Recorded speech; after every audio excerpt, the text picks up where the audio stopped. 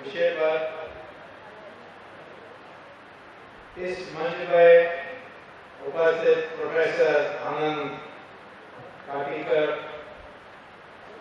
श्री आनंद पुरोहित, श्री निखिल कर्मपुरी और श्री राघवेंद्र विशालदर, उपस्थित आदरणीय विद्यार्थीगण,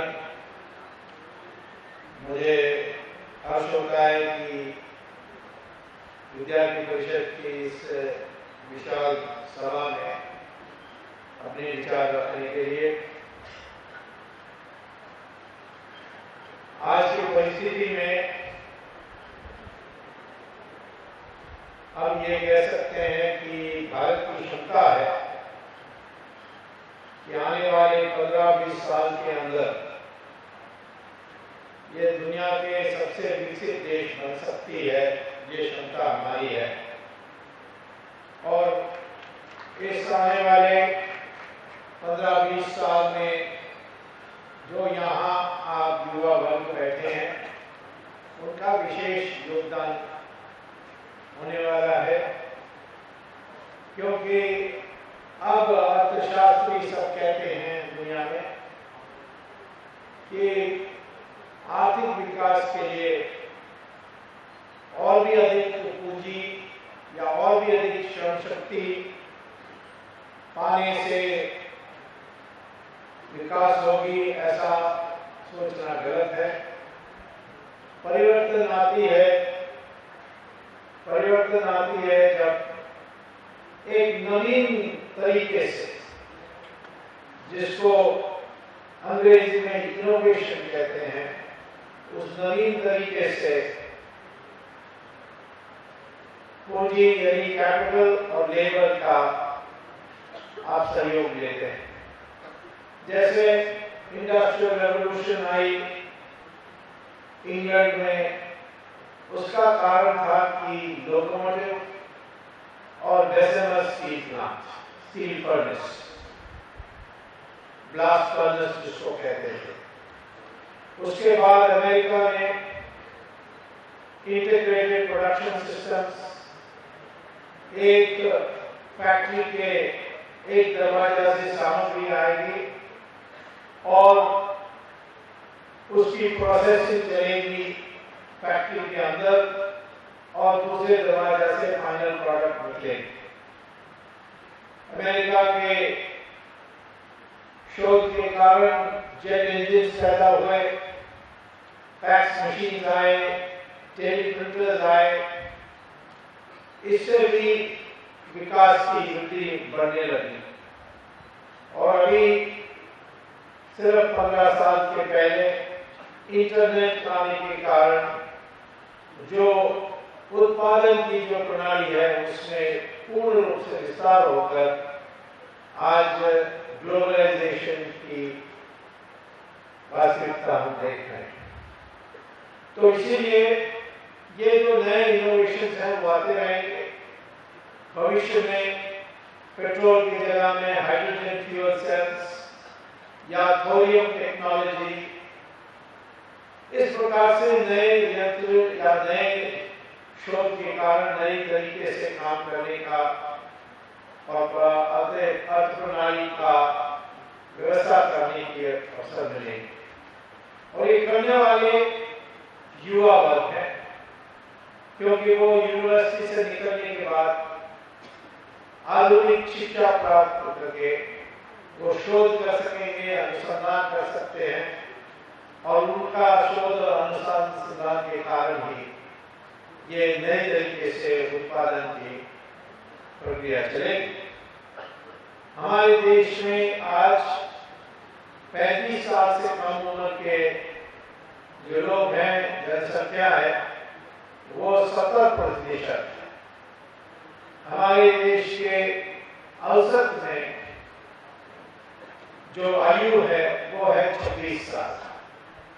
हमारे पड़ोसी देश चाइना की औसत आयु 35 साल है, अमेरिका की 37 साल है, यूरोप का 40 साल और जापान का 50। जापान एक वृद्ध देश बन गई। हमारे देश भी चाइना जैसे 35 होता यदि हम पश्चिम की जो प्रोपेगेंडा थी या प्रचार थी कि पॉपुलेशन एक समस्या है और इसीलिए पॉपुलेशन कंट्रोल जो करेगा उसी की विकास होगी। ये जो चाइना ने मांग करके 1 चाइल्ड फॉर फैमिली का जो उन्होंने प्रोग्राम बनाया और जबरदस्ती करके उन्होंने करवाया, उस कारण से आज चाइना की जो जनसंख्या वो वृद्ध उससे ज्यादा हुई है।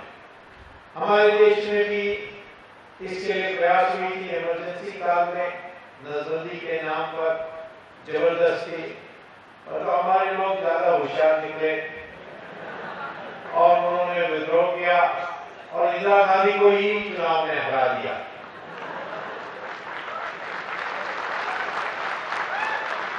कुछ दिन के बाद किसी को हिम्मत नहीं हुई जबरदस्ती करने में और परिवार नियोजन के नाम पर जो दबाव बनाई गई थी वो सब खत्म हुई, लोगों को आजादी दी थी। अब उसमें भी थोड़ा हमें संशोधन करना पड़ेगा क्योंकि हमारे देश में हर वर्ग एक ही दर पर नहीं बढ़ रही है, कई लोग ज्यादा बढ़ रहे हैं।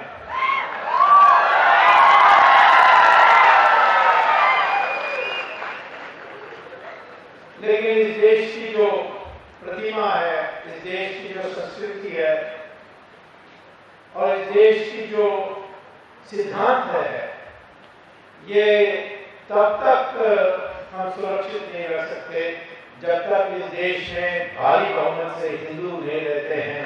इसलिए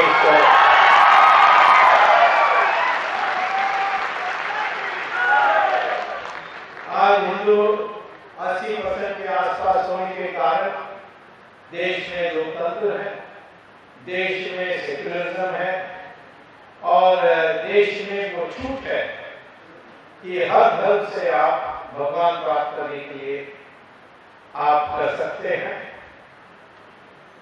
जिन देशों में हमने देखा जहां इस्लाम की बहुमत है वहां ना डेमोक्रेसी है, ना सेक्युलरिज्म है, ना कोई छूट है। उदाहरण सऊदी अरेबिया में आप तो मंदिर नहीं बना सकते, यद्यपि हमारे वहां 20 लाख भारतीय हैं, लेकिन वहां मंदिर निर्माण नहीं कर सकते, दिवाली नहीं मना सकते, घर के अंदर सत्यनारायण पूजा नहीं कर सकते, पॉकेट में रामचंद्र जी का फोटो नहीं रख सकते। ये उनकी देश की नियम है और उसकी बड़ी सख्ती से पालन करते हैं। हमारे देश में इस प्रकार की कोई प्रतिबंध नहीं है। उसके कारण है कि हम हिंदू बहुमत देश हैं और हमारी कर्तव्य है कि इस बहुमत को हम बदलने के लिए किसी को अनुमति नहीं देंगे।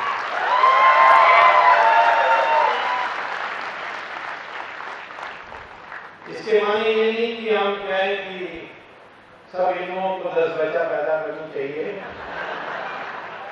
इतना बच्चा पैदा करेंगे तो महिलाओं की अधिकार है क्योंकि परिश्रम तो वही होते हैं। लेकिन हम निश्चित तौर पर नीति ऐसा बना सकते हैं जिससे सब पर बराबर परिवार नियोजन लगे और यूनिफॉर्म सिविल कोड के आधार पर कोई एक से ज्यादा शादी नहीं कर सकता। तो ये तो निर्माण होने वाला देश का, इसमें योगदान तो हमारे आज के वर्तमान में जो स्टूडेंट्स हैं वो यदि तैयारी से, यदि उनकी जो अनुभव से जो प्राप्त करते जाते हैं उससे वो देश के लिए योगदान करें। और वो कैसा हो सकता है इसके बारे में आपको कुछ बताना चाहता हूं। हमारे देश में पहले तो ये पहचानना है कि क्षमता तो बहुत है। हमारे देश में आज कृषि को कहते हैं कि ये हमारे लिए एक पिछड़ापन पैदा करने की क्षेत्र है। वास्तविकता दूसरा, हमारे देश में 12 महीने कृषि के काम कर सकते हैं, क्योंकि दूसरे देशों में से जैसा हमारे देश नहीं है। अमेरिका में 5 महीने इतनी बर्फ गिरती है कि कृषि 5 महीने के लिए नहीं कर सकते। यूरोप में भी ये हाल है। चाइना में भी अधिकांश जगहों में बर्फ गिरने के कारण वो 4 महीने से ज्यादा 4 महीने वो कृषि का उत्पादन नहीं कर सकते। हमारे देश में 12 महीने हम कर सकते हैं, क्योंकि हमारी जो मौसम है उस प्रकार है, और इसीलिए 3 फसल एक साल में बो सकते हैं, और 3 फसल हम नहीं आज कर रहे हैं, बो नहीं रहे हैं, क्योंकि किसानों को वो क्षमता नहीं है। हमारे देश में सिर्फ 25% जमीन में एक से ज्यादा फसल बोया जाता है एक साल में, और इसके माने हम यदि हमारे किसानों को अधिकृत करें या उनकी क्षमता बढ़ाएं तो वो 3 फसल बोएंगे तो हमारे देश की 3 गुना उत्पादन हो सकती है। हमारे देश के एक जमीन के टुकड़े में जो प्रति हेक्टेयर उत्पादन है वो बहुत न्यूनतम है, दुनिया के तुलना में तो बहुत न्यूनतम है।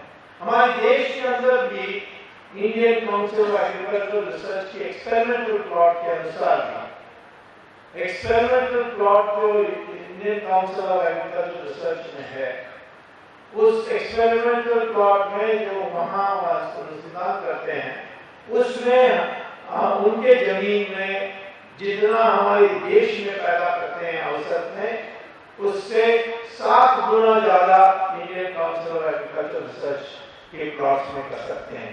तो इसके माने कि हम यदि वही उसी वैज्ञानिक तरीके से जैसे Indian council of agricultural research में होती है वैसे हम सारा देश में कर सकेंगे तो 7 गुना उत्पादन बढ़ सकती है। इसी बात से कि हम उस जमीन की जो प्रोडक्टिविटी है उसको बढ़ा दें।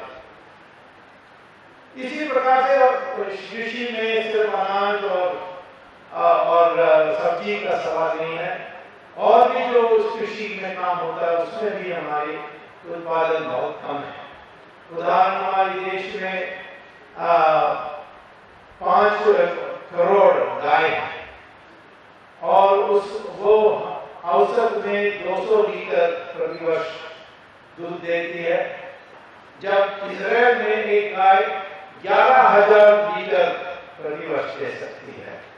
और यदि हमारे देश में 5 करोड़ गाय 11,000 लीटर देने लगेंगे तो मैं पूरा दूध में तैर के आ सकता हूँ, इतनी दूध देश में पैदा हो सकती है।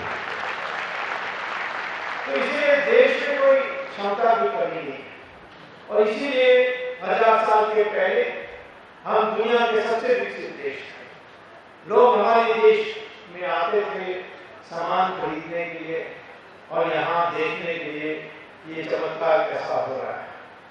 लेकिन विदेशी आक्रमण के कारण हम तो लड़ते तो रहे, हम कभी झुके नहीं। अंग्रेजों ने भले इतिहास के पुस्तकों में तोड़ मरोड़ के पेश किया, परंतु अरब देशों में आज भी शोध ये चल रही है इस बात पर कि जहां इस्लाम गई और वहां उन्होंने राज किया तो वहां बहुत कम समय में उस वहां की जनसंख्या के 100% धर्म बदलकर, मजहब को बदलकर इस्लाम किया।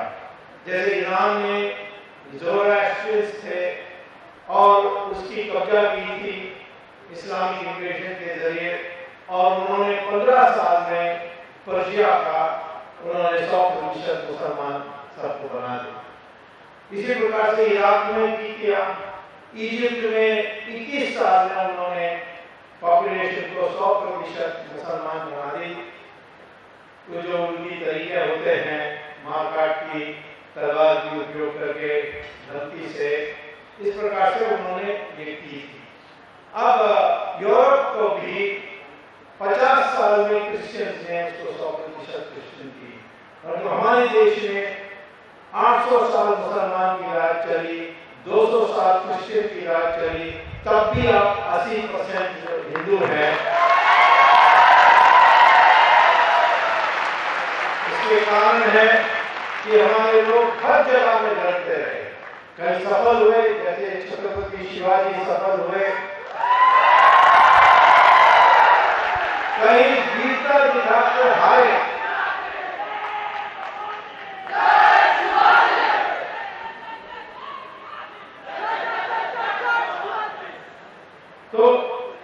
जगह में हमने हमारे लोग हारे, परंतु उनकी जो वीरता है उसकी हम पूजा करते हैं।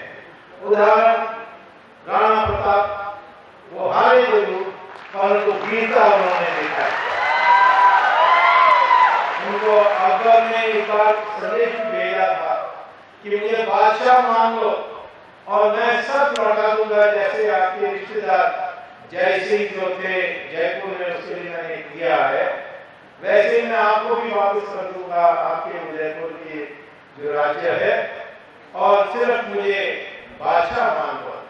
परंतु राणा प्रताप ने कहा कि मैं तो कभी बादशाह तुम्हें मानूंगा नहीं, तो उनको बाहर से आए हुए और ठोके हुए राज को मैं उखाड़ के फेंकने के लिए स्वप्न देखता हूँ, इसीलिए मैं कभी नहीं करूंगा। और घास की रोटी खा करके हो उनका अंत हुआ था। और इसी प्रकार से रानी झांसी की जीती ने, परंतु उन्होंने वो वीरता दिखाई।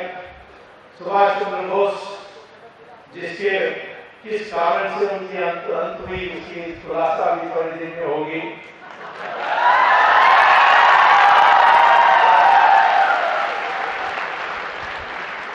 और फिर किस मुंह के साथ कांग्रेस वाली शहर में घूमेंगे मैं देखने चाहूंगा।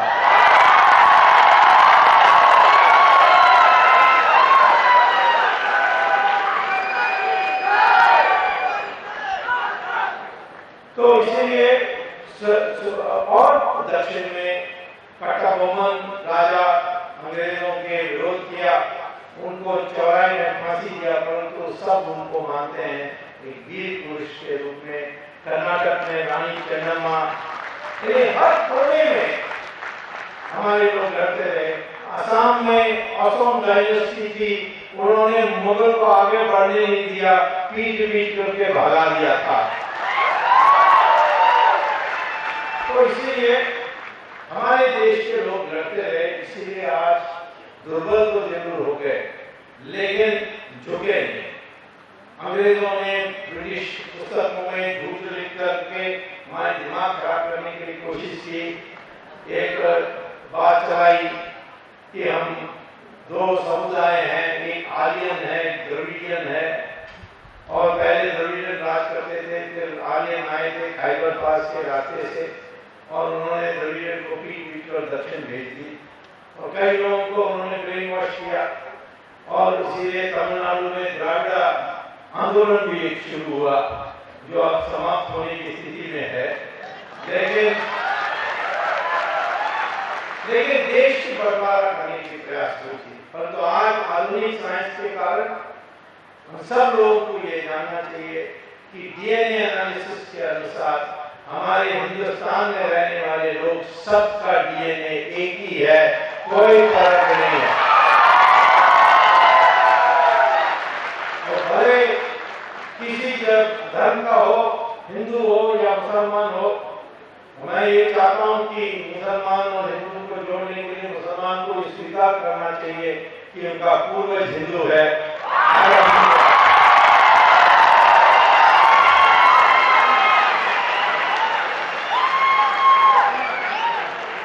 और मैं ये भी कहना चाहता हूं कि ब्राह्मण का डीएनए और शेड्यूल कास्ट का डीएनए भी एक ही है।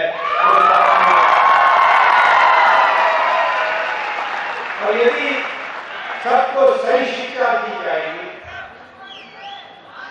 सबको एक सही शिक्षा दी जाएगी, बराबर की शिक्षा दी जाएगी, तो कोई फर्क नहीं होगा। हमारे ये सारा वर्ण व्यवस्था जो जन्म से कभी जुड़ा हुआ नहीं था, विकृति के कारण वो जुड़ गया है। एक कर्तव्य के रूप में एक वर्ण व्यवस्था बनी थी, परंतु तो जन्म से जुड़ गई, उसी देश में विकृति हो गई। लेकिन वास्तव में देखा जाए तो हमारे कोई फर्क नहीं है। और सबसे ज्यादा इसका उदाहरण डॉक्टर भीमराव अंबेडकर के हम जिक्र करने चाहते हैं।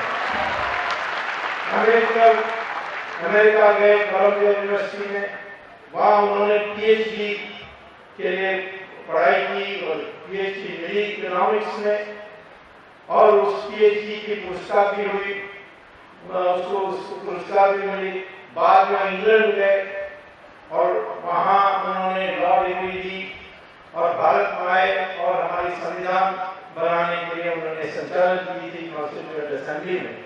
इतने महान बुद्धिमान व्यक्ति शेड्यूल कास्ट कम्युनिटी से आए क्योंकि उनको मौका मिली पढ़ाई के लिए, और उन्होंने दिखा दिया कि उनमें और दूसरे भारतीयों में कोई फर्क नहीं। लेकिन हमारी ही भावना के कारण ये जो अम्बेडकर ने जो करके दिखाया उसको छिपाने के लिए बहुत प्रयास हुआ। जवाहरलाल नेहरू गए कैम्ब्रिज में और वहां वो फेल हो गए।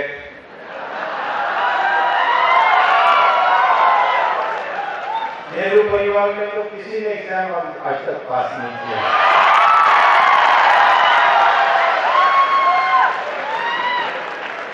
और वहां कैम्ब्रिज यूनिवर्सिटी में फेल होने के बाद, क्योंकि वो कॉलोनी से आए हुए हैं और अगर इंग्लैंड अंग्रेज लोगों के लिए प्रिय थे, तो उनको जेंटलमैन पास एक डिग्री बनाई थी, वो दिया था। और वापिस वो हिंदुस्तान आए और उनको लोगों ने पंडित जी कहा। कांग्रेस वाले अम्बेडकर को भीमराव कहते हैं, लेकिन जवाहरलाल नेहरू को पंडित कहते हैं। असली बात है कि अम्बेडकर को पंडित कहना चाहिए और जवाहरलाल नेहरू को जवाहरलाल कहना चाहिए। तो इसीलिए मैं आपसे कहना चाहता हूं कि एक मंशा बनाने की आवश्यकता है। स्टूडेंट्स फॉर नेशन माने क्या? आपको नेशन को, देश को चलाने के लिए, संचालन करने के लिए आपको मंशा की आवश्यकता है, और मंशा सही नहीं है तो आप इस देश को सही प्रकार से चला नहीं सकते और देश पिछड़ा ही रहेगा। मैं कई बार कई आम सभाओं में और यहाँ भी जब पहले आया था तो मैं उदाहरण देता हूँ। संख्या हमारे देश में, हमारे देश की 120 करोड़ लोग हैं, लेकिन वो संख्या से जब तक हमारी सारी जनता की जो सही मंशा नहीं बनेगी, एक चेतना नहीं बनेगी, तब तक हम इस देश को विराट नहीं बना सकते। एक जगह में 1000 बकरी खड़ी है और एक शेर आएगा तो संख्या तो बकरी के साथ है, लेकिन भागेगा भी बकरी, क्योंकि उसके मंशा में ये डर है, शेर देखने से भागना है और इसीलिए भाग जाते हैं। शक्ति भी पर्याप्त नहीं है जब तक मंशा नहीं है उस शक्ति के अनुसार। सर्कस में 5 सिंह होंगे जिसको खूब खाना वाना देकर बड़े तगड़ा होके उनको पिंजरे में रखेंगे, और उस पिंजरे के अंदर सर्कस के टाइम पर रिंग मास्टर आएगा अंदर और फिर दरवाजा बंद करेगा और फिर हुक्म देगा ये 5 सिंहों को कि मेज पर ऊपर चढ़ो, और मेज पर वो चढ़ेंगे। मुंह खोलने के लिए कहेगा, मुंह खोलेंगे, अपना गर्दन एक एक के मुंह पर रखेंगे, लेकिन वो सिंह जो है इसको काटेगा नहीं, इसको चीकनाचूर नहीं करेगा, इसको ध्वस्त नहीं करेगा, क्योंकि वो छोटे से उसको तैयार की गई है कि वो आज्ञा माने, और इसीलिए वो अपना शक्ति नहीं जानता है और वो आज्ञा मानता है। और मैं हर सभा में लोगों को बताता हूँ, जब लोग मुझसे पूछते हैं कि प्रधानमंत्री की कुर्सी में जब मनमोहन सिंह बैठे थे वो सोनिया गांधी से क्यों इतना डरते थे, तो मैंने कहा वो भी सिंह है, सर्कस का सिंह, और सोनिया गांधी रिंग मास्टर जैसे उनके लिए। तो ये मैं आपसे कहना चाहता हूं कि आप लोगों में भविष्य में इस देश को संभालने के लिए एक मंशा होनी चाहिए कि विराट मंशा, और वो विराट मंशा कब कैसे पैदा हो सकती है, उसके लिए कई नई चीजों को आपको सीखना पड़ेगा। आज आप स्कूल और कॉलेज में जाते हो तो क्या पढ़ाते हैं? फिजिक्स, मैथमेटिक्स, इंग्लिश ग्रामर, इस प्रकार की चीजें पढ़ाते हैं। ये तो सारे इसको हम कहते हैं कॉग्निटिव इंटेलिजेंस को डेवलप करने के लिए। माने आपकी बुद्धि आज ऊपर से कोई चीज नीचे गिरती है तो ये न्यूटन लॉ के कारण, ग्रेविटी के कारण गिरती है, ये आपको सिखाया जाता है। तो इस कॉग्निटिव इंटेलिजेंस ही हमारे देश में हम पढ़ाते हैं, लोगों को सिखाते हैं। और लोग उसको पढ़ते हैं, आते हैं, कंप्यूटर एग्जाम करके नौकरी ले लेते हैं, फिर जीवन भर एक नौकरी में फंसे रहते हैं। लेकिन आज अमेरिका जैसे देश में जो हमारे प्राचीन काल में हमारे ऋषि मुनि जानते थे, उसी ज्ञान को वो अपने भाषा में प्रस्तुत कर रहे हैं। कहते हैं कि जो इंटेलिजेंस है, जो बुद्धि है, वो बहुआयाम है। कॉग्निटिव इंटेलिजेंस एक हिस्सा है उसका। दूसरा है कि व्यवहार में किस प्रकार से व्यवहार करनी चाहिए जिससे दूसरे लोग हैं वो आपकी बात सुनकर प्रसन्न होकर आपकी बात को मानने लगते हैं। इसको वो इमोशनल इंटेलिजेंस कहते हैं।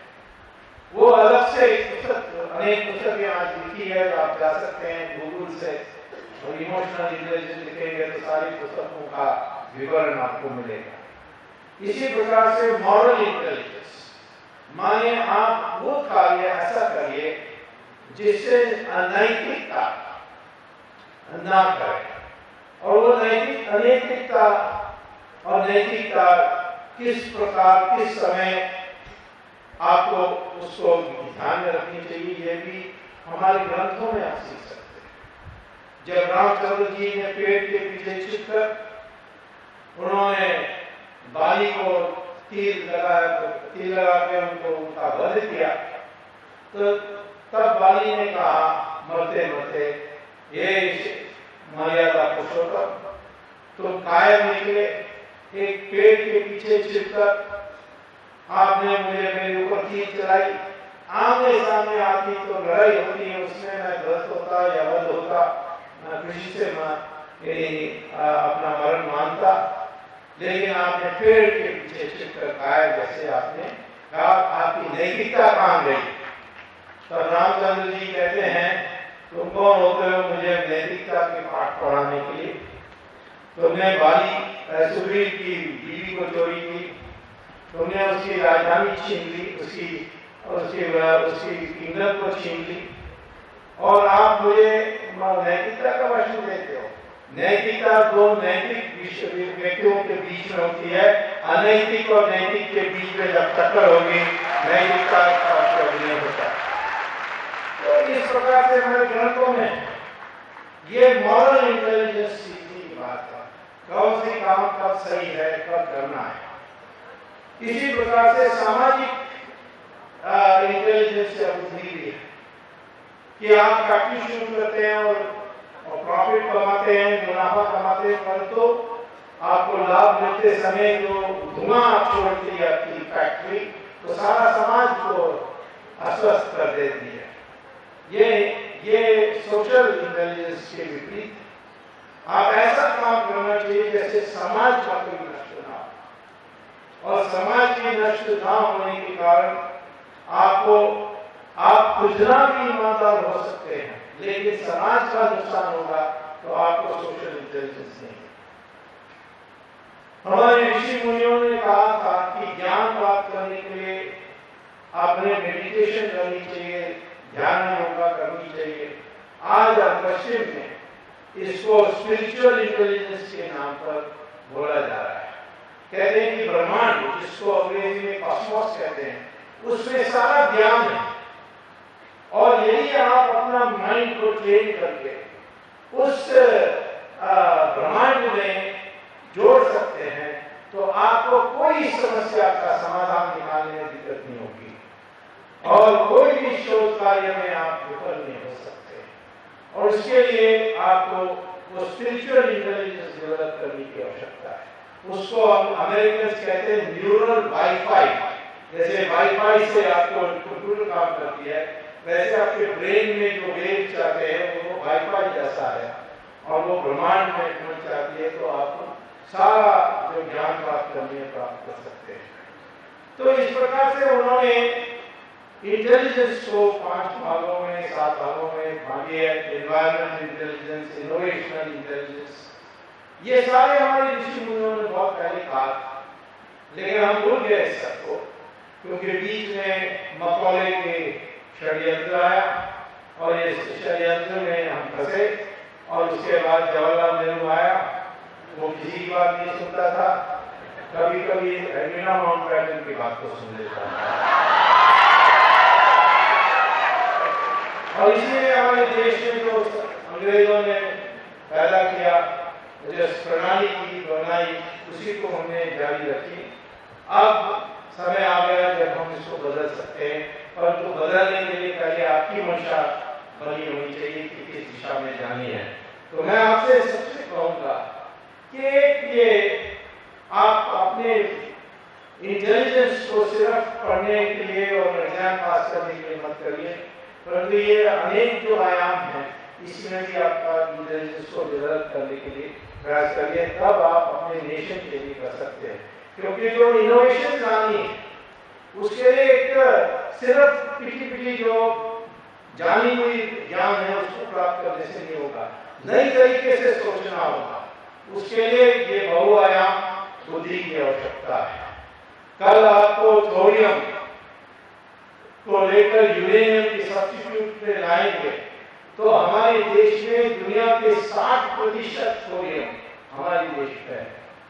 ये 60% थोरियम का हम उपयोग करेंगे तो सारा हिंदुस्तान के लिए जितना पावर चाहिए आपको मिल सकती है, और बगल में जो हमारे पड़ोसी देश हैं उनको भी हम निर्यात कर सकते हैं पावर। इतना है, परंतु इस थोरियम को कन्वर्ट करना पड़ेगा यूरेनियम 233 में, और उसको फिर रिएक्टर में उपयोग करना पड़ेगा।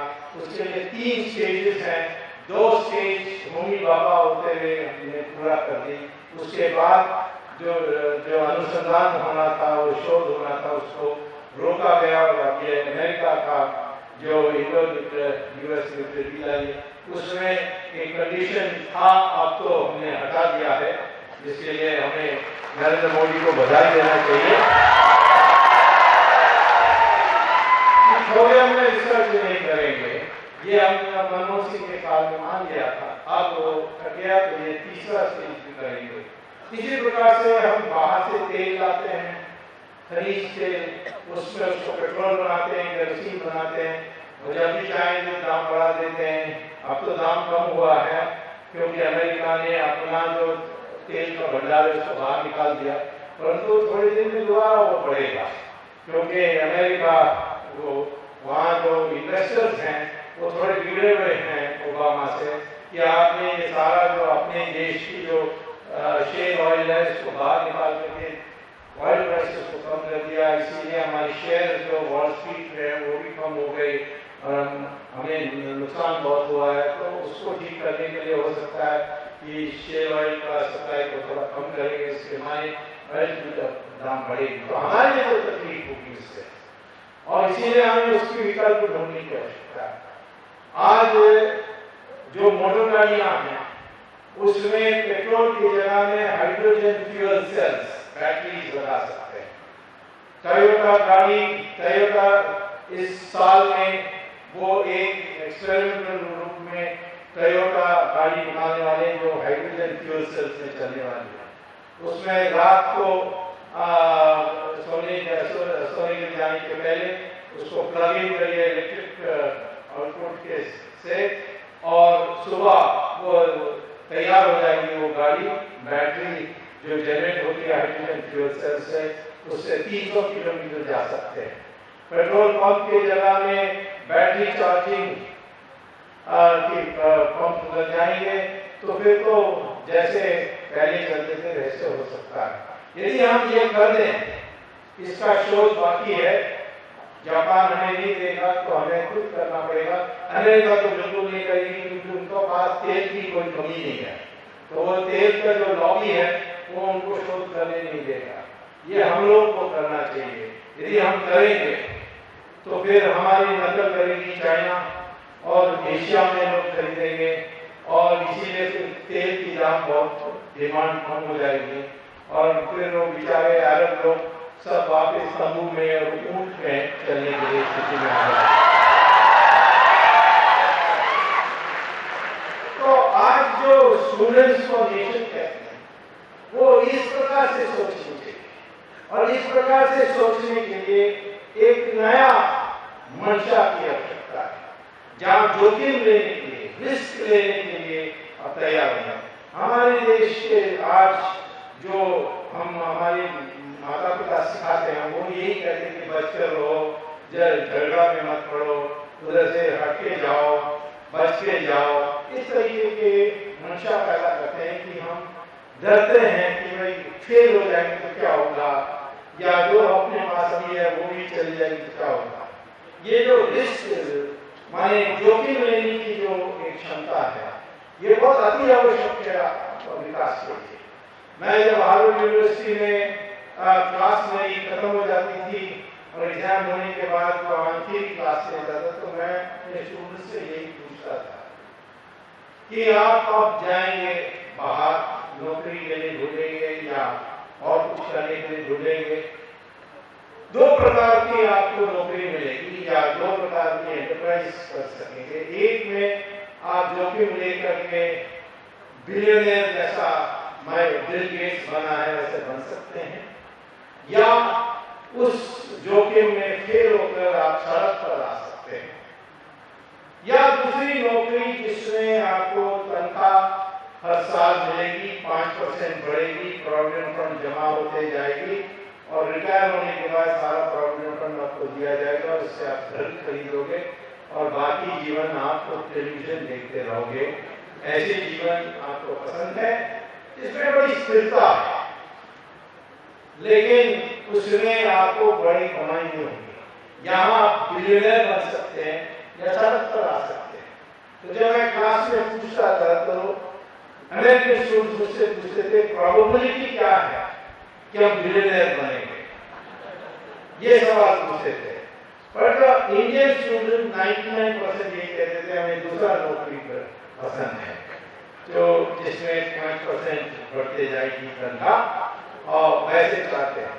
ये किसी भी जगह चले जाएंगे। मैं अहमदाबाद के IIM स्टूडेंट्स MBA स्टूडेंट्स से भी मैंने जब पूछा, उन्होंने भी यही बात जवाब दिया जो मैं आपको अभी बताया कि हमें वो दूसरी नौकरी पसंद है। तो मैं कहता था ये नौकरी से आप क्या करोगे, ये तो गारंटी पावर्टी जैसा है, नहीं आप ज्यादा कमाएंगे नहीं और ये गारंटी तो जरूर है, गारंटी पावर्टी मानना चाहिए। तो स्टूडेंट्स मुझे इंडियन स्टूडेंट्स कहते थे क्लास में, हाँ गारंटी पावर्टी है परंतु गारंटी है, ये इम्पोर्टेंट है। ये जो मंशा है कि जो अनिश्चितता है भविष्य का, उससे हम डरते हैं और इसीलिए रिस्क लेने से हम हट जाते हैं। लेकिन समाज में विकास तब तक नहीं हो सकती जब आप रिस्क लेने की मंशा नहीं बनाओगे। हाँ, आपको सोचना चाहिए कि इस प्रकार के रिस्क और कितना आप सहन कर सकते हो। आपके घर में आपके पत्नी कितने आपको छूट देगी इसमें, और आपके जो कमिटमेंट्स हैं उसको ये सारा देखकर रिस्क लेने की होनी चाहिए और वो मंशा आएगी तो ही हमारे लोग एडवेंचरस हो सकते हैं। और हमारे देश में पता नहीं होता है, मैं तो कहता हूँ कभी भी जीवन में कहीं भी पता नहीं होता है कि रिस्क लोगे तो उससे कहाँ पहुँचोगे। मैंने IIT में मैं प्रोफेसर था 28 साल की उम्र में, और उसके 3 साल के अंदर इंदिरा गांधी मुझसे चिढ़ गई और उसने मुझे नौकरी से निकाल दिया, इलीगल था। तो मैं कोर्ट में गया, कोर्ट में 22 साल लगी, मुझे जीत गया आखिर में, और एक दिन के वापस आया IIT में और प्रोफेसर बना। तो मैंने रिजाइन कर दी और निकल गया। लेकिन मेरे साथ उस समय जब डिसमिस हुआ था, तब मेरे जो प्रोफेसर थे IIT में कह रहे थे क्या कर दिया तुमने, इतनी कम उम्र में फुल प्रोफेसरशिप मिली, हम तो 40 साल होते तक इंतजार करना पड़ा, आप 28 साल में आपको मिल गई और आपने ऐसे ही फेंक दिया, इसको थोड़ा समझौता करना चाहिए। आज जब मैं उनसे मिलता हूँ तो कहते हैं तुम तो बड़ा होशियार निकले हो, क्योंकि आज कोर्ट के कारण जो मेरे सारे पुराने 22 साल की तनख्वाह थी वो भी 18% इंटरेस्ट के साथ IIT को देना है। और मैं और चीज कर रहा हूँ, हम उस प्रोफेशन में जहाँ रिटायरमेंट एज है ही नहीं।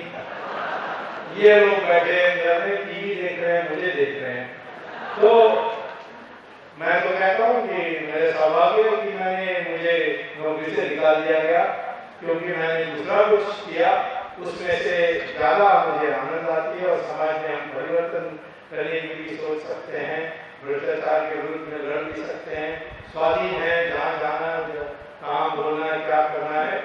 ये बाकी लोग बेचारे लोग जिस हालत में हैं तो देखते हैं। तो मैं आपसे ये कहना चाहता हूँ, कभी रिस्क से डरिए मत। रिस्क लेने की ये होनी चाहिए, परंतु जरूर सोच विचार के सबसे बात करके, सबकी जो अनुभवी लोग हैं उनसे आपको सलाह करनी चाहिए और उसके आधार पर आप आगे बढ़ना चाहिए। इस देश में आपको पहले तो ये निश्चित तय करना होगा कि मैं कौन हूँ, ये आपको समझ में आनी चाहिए। मैं हिंदुस्तानी हूँ तो क्या अर्थ है, मैं भारतीय हूँ तो क्या अर्थ है। भारतीय हूँ तो इसके माने में गणराज्य है, हिंदुस्तान के जो गणराज्य है उसका मैं नागरिक, वो उसको भारतीय कहते हैं। लेकिन हिंदुस्तानी वो अस्मिता है, इस मिट्टी के है, मेरा पूर्वज भी इस मिट्टी का है। दूसरे धर्म के लोग भी यदि स्वीकार करेंगे कि उनका पूर्वज हिंदू है तो फिर वो भी इस मिट्टी के हैं, वो भी हमारे साथ बन सकते हैं। अब मुसलमानों में मुल्ला इसको पसंद नहीं करता है, तो समझता है कि एक ये बात मान ले कि हम अरब से नहीं आए, अरब देशों से नहीं आए, परंतु इसी मिट्टी के हैं, तो कल घर वापसी में ये वापिस ही चले जाएंगे और हमारा कुछ नहीं रहेगा। पता नहीं, परंतु वो विरोध करते हैं। लेकिन वास्तविकता ये है क्योंकि डीएनए एनालिसिस, तो इस माने इस मिट्टी में ही आप पैदा हुए, कोई बाहर से नहीं आए, कोई आर्यन नहीं है, कोई द्रविडियन नहीं है, कोई सारे हमारे जो हिंदुस्तानी हैं, इसकी ये जो हमारी अस्मिता है ये आपके दिमाग में स्पष्ट होना चाहिए। सही इतिहास को भी जानना चाहिए, तब ही आप इस नेशन के लायक होंगे। वास्तव में हमारी इतिहास क्या है, आज जो आप कॉलेज में पढ़ते हो एग्जाम पास करने के लिए उसको रख के आप दोबारा लिख सकते हो, लेकिन भविष्य में मैं तो समझता हूँ ये 5 साल में तो हम सभी किताबों को बदल देंगे और लेकिन ये जानना चाहिए कि हमारे इतने वीर लोग थे, वो विक्रमादित्य, उसके जिक्र ही नहीं है हमारे इतिहास के पुस्तकों में। यानी अचानक एक तीर उसकी आंख में जाकर के उसकी जान नहीं देती, तो वो उसने तो मुगलों को सबको भगा दिया था। यहाँ तक कि अकबर उस समय 17-18 साल का था, वो काबुल भागने के लिए व्यवस्था कर रहा था और विजयनगर में 300 साल के लिए चले और उड़ीसा के बॉर्डर तक चली, इतनी बड़ी विशाल, और उसका कोई जिक्र नहीं है हमारे इतिहास की पुस्तक में। लेकिन अकबर से औरंगजेब जो 150 साल का ही था, उसमें एक एक अध्याय यानी अलग अलग से। तो इसीलिए आज हमें ये सारा अपनी वास्तविक इतिहास ना पता हो, इसीलिए सब लोग हमें भाषण सेक्युलरिज्म का देते हैं। लेकिन हिंदू धर्म एकमात्र धर्म है जिसने हर धर्म को या हर उपासना पद्धति को अधिकार दिया कि आप अपने आप को छूट है कि आप भगवान के लिए अपने रास्ते जब हम 100% थे हिंदू इस देश में, तो पारसी आए थे, उनको भगाया गया था ईरान से। मुसलमान की उनका कब्जा होने के बाद वो भाग के आए, शरणार्थी बने, उनको हमने उनका मंदिर बना के दिया था जिसको फायर टेम्पल कहते हैं, उनको रहने के लिए हमने व्यवस्था की थी। वो हमारे समाज के इतिहास हिस्सा बन गए हैं और उनको कभी हमारे हिंदुओं से किसी को तकलीफ नहीं मिली। और जब अंग्रेज जा रहा था तो उन्होंने पारसियों को कहा कि जैसे एंग्लो इंडियन के लिए हमने रिजर्वेशन दिया है, वैसे हम आपके लिए भी करने के लिए तैयार हैं। तब पारसी धर्म के लोगों ने कहा आप चले जाइए, 1000 साल से हिंदू ने हमारी देखभाल की, आपकी जरूरत नहीं है।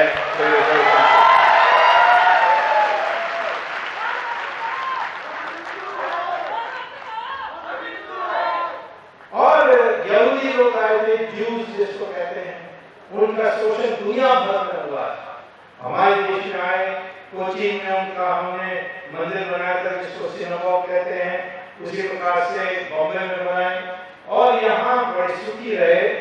लेकिन जब इजराइल बना तो एक आह्वान आई थी कि सब आ जाए, तो सब वहाँ वापस चंद को छोड़ करके वहाँ चले गए और इजराइल के पार्लियामेंट में अपने संविधान का वोट लेने के बाद, संविधान को स्थापित करने के बाद उनका पहला प्रस्ताव है, धन्य हो भारत, एकमात्र देश दुनिया में जिसने शोषण नहीं किया, आक्रमण नहीं किया यहूदियों के साथ। ये हमारी इतिहास है, हमारी इतिहास ये है। हाँ, जो हमारे ऊपर आक्रमण किया उनके कारण हमारे देश में ये दशा हुई, दुर्दशा हुई है। ओबामा आते हैं और हमें भाषण देते हैं कि रिलीजियस टॉलरेंस होनी चाहिए। आपके कॉन्स्टिट्यूशन में भी आर्टिकल 25 में ये गारंटीड है। अब ओबामा हमारी कॉन्स्टिट्यूशन नहीं पढ़े हैं, मैं क्या करूं? हमारे कॉन्स्टिट्यूशन में आर्टिकल 25 ने जरूर कहा है कि धर्म के प्रचार करने की आपको छूट है, परंतु वो प्रचार में से पब्लिक ऑर्डर यानी समाज में जो संतुलन है वो बिगड़ना नहीं चाहिए। मोरालिटी माने नैतिकता की प्रचार होनी चाहिए, नैतिकता के साथ प्रचार होनी चाहिए। और तीसरा बंधन पब्लिक हेल्थ, आप ऐसे बातें नहीं करनी चाहिए जिससे स्वस्थ व्यक्तियों को बिगड़ सकता है। तो ये 3 कंडीशंस और उसी पर और कहते हैं देखो अमेरिका में हमने सारे माइनॉरिटीज को मिला करके हमने एक समाज बनाई है। तो अमेरिका में वहां बहुमत, सफेद चमड़े लोगों के बहुमत ने शोषण किया। उन्होंने दासी बनाया था अफ्रीकन को, उन्होंने मारकाट किया था रिलीजियंस का। वहां के सफेद बहुमत ने किया और अल्पमत के साथ अन्याय किया था और इसीलिए उनको बहुमत को अल्पमत के साथ एडजस्टमेंट करना और जो पुरानी गलतियां उसको सुधारना, ये कर्तव्य बनती है अमेरिका देश की। परंतु हमारे देश में तो उल्टा हुआ है, अल्पमत ने बहुमत का शोषण किया, अल्पमत ने बहुमत के साथ अत्याचार किया और मुसलमान ने पहले किया, उसके बाद क्रिश्चियन ने किया। आज भी जहां मुस्लिम मेजॉरिटी में है या क्रिश्चियन भी मेजॉरिटी में है, वहां हमारे हिंदुओं के हाल आप जानते हैं। कश्मीर में 5 लाख कश्मीरी पंडितों को भगा दिया, उन्होंने भाग कर दिया। कोई किसी 5 लाख क्या 50,000 मुसलमान को एक जगह से भगा देते तो दुनिया भर में यूनाइटेड नेशन सब में बड़ी चर्चा होती। 5 लाख भगाए गए, अभी तक कोई जिक्र हमने अमेरिका में देखा नहीं इसके बारे में। और केरल में भी मलापुरम में डिस्ट्रिक्ट है जहाँ मुस्लिम मेजॉरिटी में, वहाँ हिंदुओं का हाल जाकर देखने लायक। वहाँ कोई हिंदू घर बेचना चाहता है तो दूसरे हिंदू को नहीं बेच सकता है। वहाँ के जो समाज है मुस्लिम समाज, वो खरीदने वालों को ढूंढ के आपको देते हैं, ज्यादा पैसा भी देते हैं, परंतु कहते हैं हिंदू को नहीं बेच सकते और ना मुसलमान भी किसी हिंदू को बेच सकता है। तो मैंने देखा है, हमारी जो बहुमत है उसकी है। तो मैं आपसे कहना चाहता हूँ कि भाषण तो लोग हमें बहुत देते हैं, लेकिन हमें समझना चाहिए कि कई ऐसे अन्याय हुए हैं जिसको हम भूल नहीं सकते। जैसे राम मंदिर को तोड़ा और मस्जिद बनाया, कृष्ण मंदिर को तोड़ा मस्जिद बनाया, उसी प्रकार से काशी विश्वनाथ में और 40,000 मंदिरों को इस तरीके से ध्वस्त किया गया। और हम तो कहते हैं अच्छा ठीक है, हम बाकी को भूलने के लिए तैयार है, परंतु ये 3 को तो नहीं छोड़ सकते। इन तीनों को दोबारा मंदिर बनाना ये हमारा फैसला है।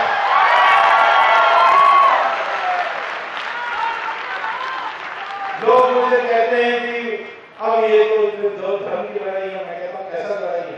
कहते हैं एक तो मंदिर है, दूसरा मस्जिद है, वो उनका धर्म का है, ये आपका धर्म का है। मैं कहता हूँ ये गलत है। जो मंदिर है वो तो निश्चित तौर पर भगवान का है, क्योंकि प्राण प्रतिष्ठा पूजा होती है, इसलिए भगवान मूर्ति में आता है और भगवान की मंदिर बन जाती है। हम ट्रस्टी बन सकते हैं परंतु मालिक नहीं बन सकते।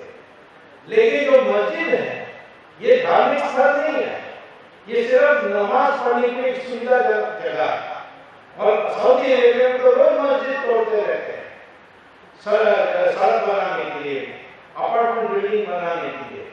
जहां मोहम्मद नमाज पढ़ता था मक्का में, उस मस्जिद को उन्होंने तोड़ दी सऊदी अरेबिया की सरकार ने। और यूनेस्को ने कहा कि कम से कम इसको तो छोड़ देते, ये मोहम्मद यहाँ नमाज पढ़े। तो सऊदी अरेबिया सरकार ने जवाब दिया यूनेस्को को, खबरदार, ये मूर्ति पूजा की ओर हमें ले जाने के लिए प्रयास है, हम मोहम्मद पढ़े कोई भी पढ़े, हम इसको तोड़ेंगे क्योंकि ये बिल्डिंग है जहां नमाज पढ़ी जाती है। तो मैं आपसे पूछना चाहता हूं कि बाबरी मस्जिद सरकार तोड़ेगी तो कैसे आप नाम ले सकते हो, दूसरा जगह दे देंगे, कहां बना होगा।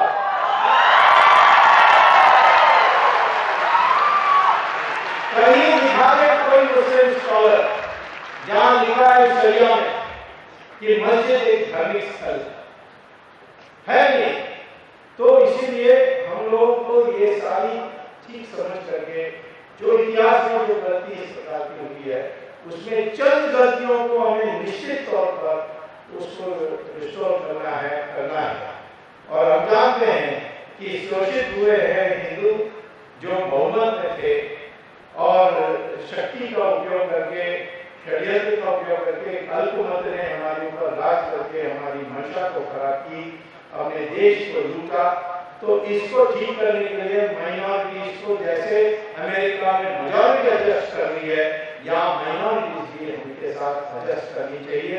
ये एक दृष्टिकोण हमारे इसमें होना चाहिए, इसमें ही भावना नहीं होनी चाहिए। मुझे रोज कोई ना कोई डिबेट टीवी में देखता हूँ, सेक्युलरिज्म को हटा करके दिया है, इस सेक्युलरिज्म को हिंदुत्व सेक्युलर है, इसको तो लिखने की जरूरत ही नहीं है, तो पहले से कह रहा है। और सेक्युलरिज्म तो कॉन्स्टिट्यूशन का बेसिक स्ट्रक्चर में है, तो लिखो या ना लिखो क्या फर्क पड़ता है। इंदिरा गांधी ने 76 में इसको घुसेड़ दिया, उसके बाद जनता सरकार ने संशोधित कर नहीं सकी क्योंकि हमारी पार्टी के सोशलिस्ट ने कहा कि रहने दो, क्या जाता है, रहने दो, हमने रहने दिया। लेकिन इस प्रकार से हमें डिफेंसिव में जाने के लिए एक प्रयास होते रहती है, इसलिए हम लोगों को गर्व से इसमें जो पुनरुत्थान देश करने के लिए हमें संकल्प करना चाहिए। मैं आज स्टूडेंट्स को इतना ही कहूँगा कि पहले तो आप कॉलेज और स्कूल में पूरा पढ़ाई करिए, अच्छा करिए, उसमें से अच्छे आदतें भी रहिए, शराब मत पिए, सिगरेट मत लीजिए, और लड़कियों के साथ कोई छेड़छाड़ करे तो उसको मार दीजिए, मुक्का मार दीजिए। हमारे देश में महिलाओं के साथ जो व्यवहार हो रहा है, इसका कुछ तो करना ही पड़ेगा, क्योंकि ये इतना दिन ऐसे जो चलते आया ऐसा नहीं चल सकता। हमारे हिंदू धर्म में ऐसे ही रामायण और महाभारत दोनों महिलाओं की इज्जत के लिए लड़ाई गई थी। द्रौपदी महाभारत में और सीता के लिए रामायण में। और मैं एक बार सोच रहा था कि हमारी कैबिनेट में जो स्वर्ग है उसमें कैबिनेट है, तो प्राइम मिनिस्टर कौन होगा? तो मैंने कहा ब्रह्मा होगा प्राइम मिनिस्टर। तो फिर शिवा और विष्णु क्या होंगे? मैंने कहा डिप्टी प्राइम मिनिस्टर होंगे। फिर पोर्टफोलियो किसको देंगे? तो एजुकेशन को जाएगी सरस्वती, फाइनेंस जाएगी लक्ष्मी को, और डिफेंस जाएगी पार्वती को। तो पुरुष को कुछ नहीं मिलेगा। हाँ, इंफॉर्मेशन ब्रॉडकास्टिंग नारद मुनि को जाएगा।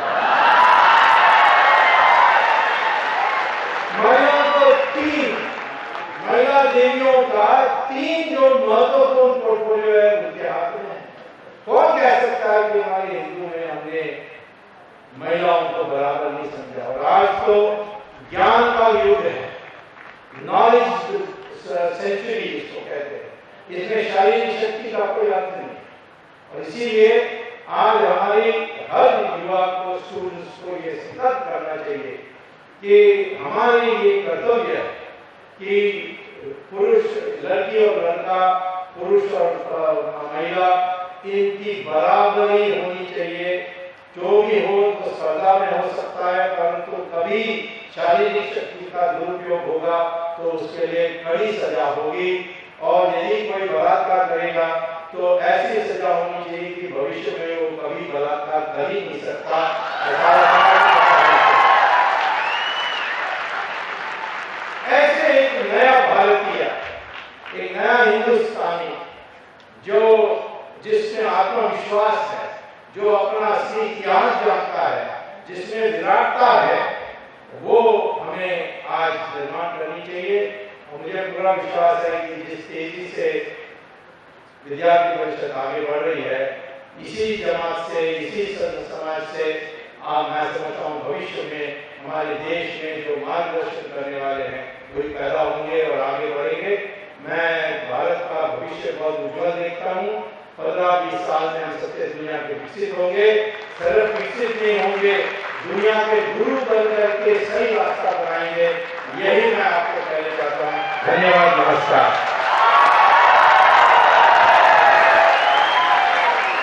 बहुत बहुत धन्यवाद स्वामी जी, आपका मार्गदर्शन सभी विद्यार्थियों के लिए बहुत ही अनमोल